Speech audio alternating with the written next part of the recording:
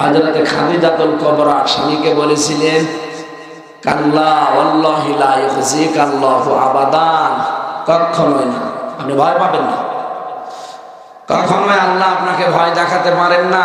ইন্নাকা লা তাসিলুর রাহিমা, ইন্নাকা লা দিয়েছিলাম, লা না দিলে ইন্না না দিলেও অর্থ হয়ে যেত। দুইটা গ্যারান্টি দিয়ে হযরত খাদিজা বলছিলেন, অবশ্যই আপনি রক্তের সম্পর্কগুলো ঠিক রাখেন। এই হাদিসের বর্ণনা থেকে বোঝা যায়, যারা রক্তের সম্পর্ক ঠিক রাখে আল্লাহ তাদেরকে পৃথিবীর সব ভয় থেকে মুক্ত রাখে। আজ বাংলাদেশ সহ বিশ্বে আমরা রক্তের সম্পর্কের ব্যাপারে একেবারে উদাসীন। অনেকে মনে করি এইটুকু আর কি, অথচ এটা আল্লাহ আরশের সাথে ঝুলেছিল। এই যে রেহেম যেটা বলা হয়, রক্তের সম্পর্ক, আল্লাহর কাছে জিজ্ঞাসা করছে রব্বুল আলামিন, সব কিছু তো তোমার বানানো হয়ে গেল, যার সম্পর্কে যা বলে ফেললে, আমার সম্পর্কে তোমার কোনো কথা নেই, আমি কি করব? আমার সম্পর্কে তোমার রায় কি? আল্লাহ ওইদিন বলেছিলেন, রেহেম, তোমার সম্পর্কে আমার কথা হচ্ছে, দুনিয়াতে যারা তোমার সাথে সম্পর্ক রাখবে আমি আল্লাহ তাদের সাথে সম্পর্ক রাখবো, যারা তোমার সাথে সম্পর্ক ছিন্ন করবে আমি আল্লাহ তাদেরকে ছেড়ে দেব। বলেন নাউজুবিল্লাহ। কি বুঝলেন এখান থেকে? কত বড় কঠিন বিষয়। আল্লাহ আপনার সাথে সম্পর্ক রাখবে না যদি আপনি রক্তের সম্পর্ক ঠিক না রাখেন। আর বাবা দুইজন, মা মানুষের বাড়িতে এই যে ঝিয়ের কাজ করে, থালা বাসন ধুয়ে দেয়, আর বাবাটা কাজ করে রাস্তাঘাটে এই শ্রমিকের।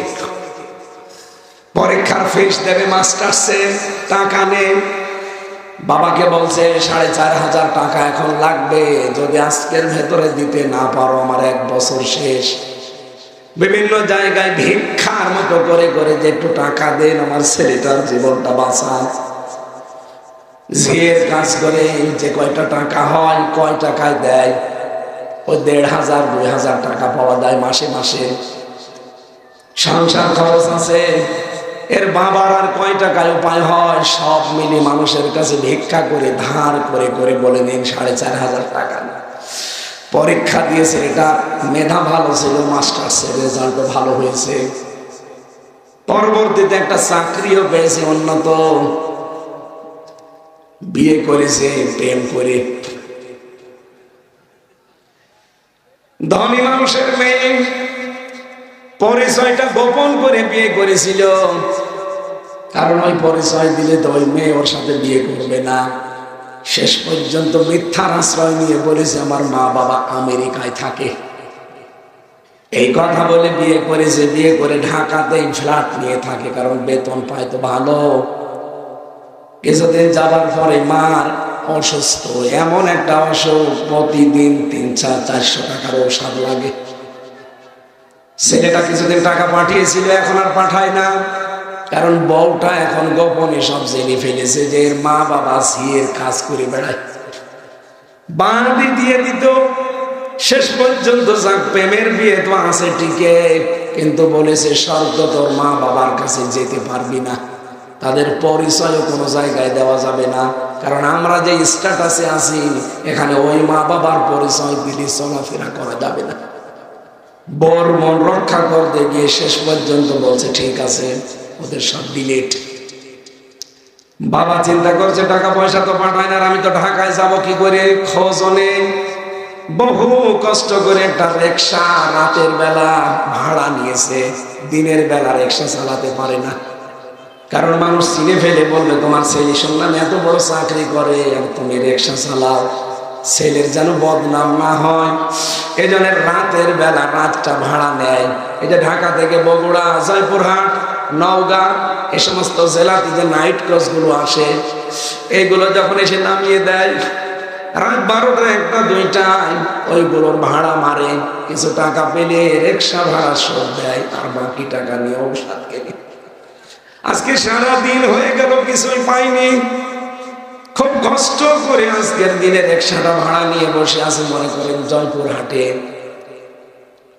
ঢাকার ফার্ম গেটে এই ছেলেটার সাথে গ্রামের একজনের দেখা। ডাক দিয়ে বলে, ভাই আপনি তো খুবই আরামে আছেন স্যুট প্যান্ট পরে, অথচ আপনার মাস কয়েকদিন হলো অসুস্থ, মনে হয় আর বাঁচবে না। স্ত্রীর কাছে অনুমতি চাইতে গেছে যে আমার মা অসুস্থ, শেষ দেখা দেখতে যান, বলে না ওদের পরিচয় দেওয়া যাবে না। তোর গেছে রাগ হয়ে, আমার মাই যদি না বাঁচে তোরে আমি কি করব, তোরেও আমি আর রাখবো না। রাগ করে রাগারাগি করে চলে এসেছে, ওর কথা না শুনে। নাইট লজে এসে নেমেছে, মনে করেন জয়পুরহাটে। রাত 2টা বাজে তখন।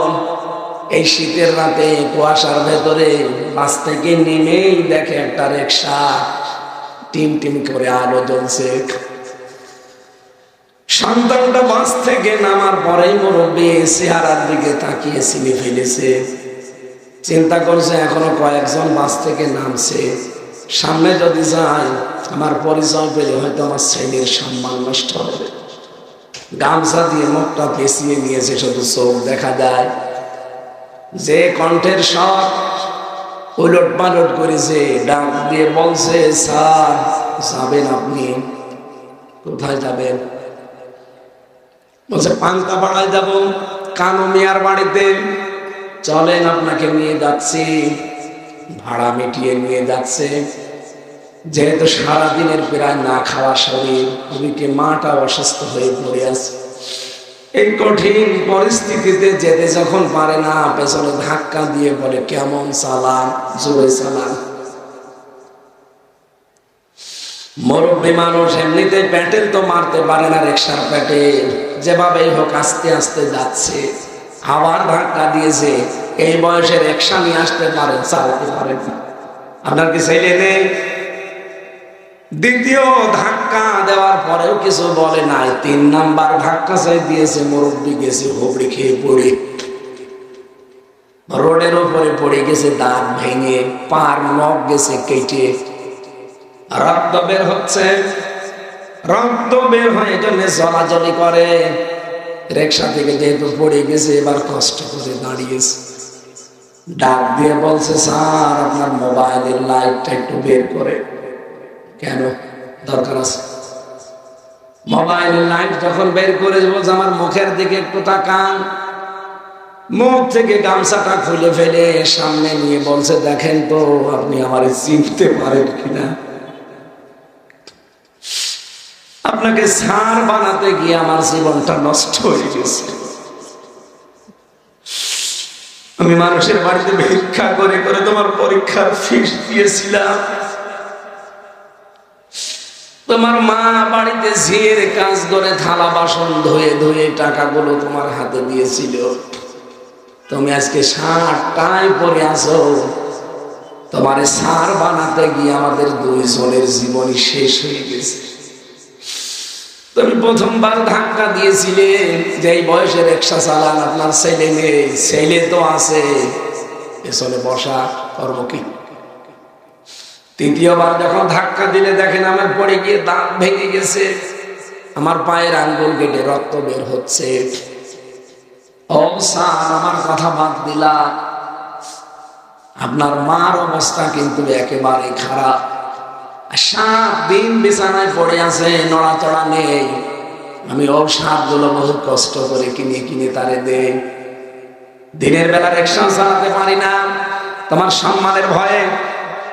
রাতের বেলা আমি রিকশাটা ভাড়া করেছি, নিয়ে বের হই। যে কয় টাকা পাই ওইটা দিয়ে ঔষধ কিনতে চলে যাই। এই জন্য সারাদিন আমি প্রায় না খেয়ে আসি। ছেলেটা রিকশা থেকে লাফ দিয়ে নেমে বাবার পা জড়িয়ে বলছে, আব্বা আমার মাফ করে দে। আপনি ওঠেন রিকশা, আমি কষ্ট করে ঠেলে হলেও বাড়ি নিয়ে যাব। কোথায় পেয়েছেন আপনি রিকশাটা?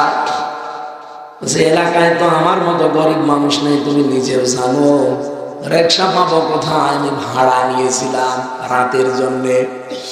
দিনের বেলাও ভাড়া মারতে পারি, কিন্তু তোমার সম্মানের জন্য আমি মারি না, মানুষ খারাপ বলবে। বাড়িতে তাড়াতাড়ি চলো, মনে হয় মাকে শেষ দেখা যাবে না।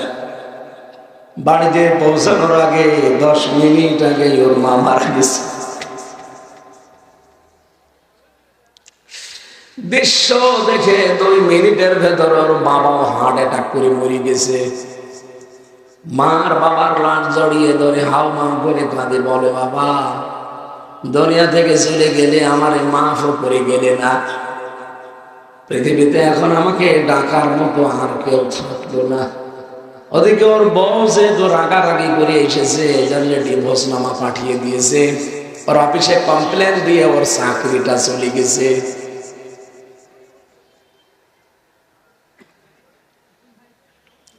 রক্তের সম্পর্ক যদি ছিন্ন হয়ে যায়, আমার বন্ধুর মতো অবস্থা হবে আপনারও। পৃথিবীর সব কিছু আপনার থেকে দূরে চলে যাবে, বিভিন্ন ভয় আল্লাহ আপনার ভেতরে ঢুকিয়ে দেবে। আমি যে পয়েন্টে কথা বলছিলাম আপনার মনে আছে কিনা জানি না, এদিকে তাকান। হযরতে খাদিজাতুল কুবরা রাদিয়াল্লাহু তাআলা আনহা তার স্বামীকে প্রথমে এই অভয় দিয়েছিলেন যে ভয় পাবেন না, আপনি রক্তের সম্পর্ক ঠিক রাখেন। সুতরাং যারা রক্তের সম্পর্ক অটুট করবে, ঠিক রাখবে, মজবুত করবে, তাদের কোনো ভয় নেই। আমরা আজকে থেকে এই ইবাদতটা পরিবারে একটু চালু করি। হ্যাঁ, অনেক বড় কারণে হয়তো আমরা পারি না, আমি নিজেও জানি, কিন্তু আমাদের চেষ্টা করা লাগবে। বউ চলে গেলে হয়তো বউ পাওয়া যাবে, মা বাবা যদি একবার চলে যায় তামাম দুনিয়া খুঁজলেও এরকম জিনিস আর পাবেন না। পৃথিবীর যারা ভালোবাসে আমাদেরকে, সবাই কম বেশি ভালোবাসে স্বার্থের কারণে। নিঃস্বার্থভাবে ভালোবাসা পৃথিবীতে আমি কারো পাইনি। শুধু মা আর বাবার ভালোবাসার ভেতরে কোনো স্বার্থ নেই। কথা বলেন না কেন? যে মেয়েটার সাথে আপনার বিয়ে হয়েছে এত ভালোবাসে আপনাকে, আমিও জানি আপনার বউ আপনাকে ভালোবাসে। আপনি বলে যান, হয়তো খুব বেশি হলেও 3 দিন কাঁদবে, 7 দিন না খেয়ে থাকবে, এরপরে আস্তে আস্তে 40 দিনে আপনাকে ভুলে যাবে। 4 মাস 10 দিন পরে তার মা বাবা তাকে নিয়ে দেখবেন অন্য জায়গায় বিয়ে দিয়ে দিবে। 2-3 দিন পরে সেই তার বাবা মার কাছে মোবাইলে বলবে, বাবা ভালোই করেছেন, আপনার আগের জামাই ছাড়া এইটা আরো 100 গুণ ভালো। এই হচ্ছে দুনিয়া। এদের পেছনে থাকতে গিয়ে, এদের মন খুশি করার জন্য আল্লাহর পরে যাদের স্থান, এই মা বাবাকে নারাজ করা যাবে? কেউ করবো এখন থেকে আমরা? আল্লাহ আমাদের হেফাজত করুন, বলেন আমিন।